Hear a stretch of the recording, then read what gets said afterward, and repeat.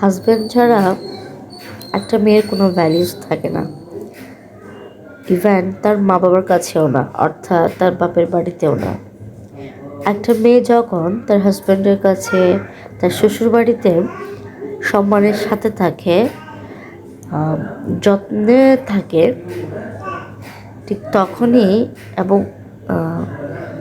ওই তখনই সেই মেয়েটা হচ্ছে যেখানেই যায় না কেন তাকে সবাই সম্মান করে, সবাই তাকে যত্নে রাখার ট্রাই করে।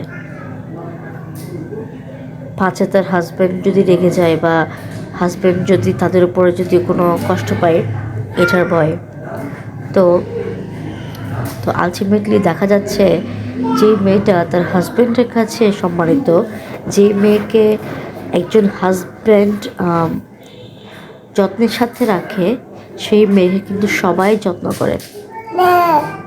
দেখা যায় যখন আমি বাপের বাড়িতে যাই, কখন যদি হাজব্যান্ড যদি কেয়ার করে এবং কেয়ারফুল থাকে, হাজব্যান্ড যদি ওই মেয়ে যদি হাজব্যান্ডের কাছে অনেক প্রিয় হয়, মানে স্ত্রী যদি প্রিয় হয় হাজব্যান্ডের কাছে, তখন দেখা যায় মেয়েটাকে বাপের বাড়িতে সবাই খুব তুলো করে, মানে না মেয়েটা তো অনেক হাজব্যান্ডের কাছে এমন থাকে, সে তার এখানে কোনো অসুবিধা হচ্ছে কি না, বা কোনো প্রকার এখানে অসুবিধা থাকলে আবার হাজব্যান্ড রেগে যাবে কিনা বা কষ্ট হবে কিনা।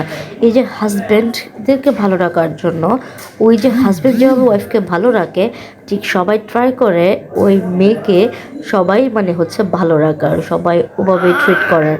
তো কথা হচ্ছে একজন মেয়ে বিয়ের আগে তার বাপের বাড়িতে সম্মানের সাথে থাকে হচ্ছে বাবার জন্য, মায়ের জন্যে, এবং বিয়ের পরে সেই মেয়ের সম্মান ডিপেন্ড করে, সেই মেয়ের ভ্যালিউস ডিপেন্ড করে কিন্তু হাজব্যান্ডের উপরে।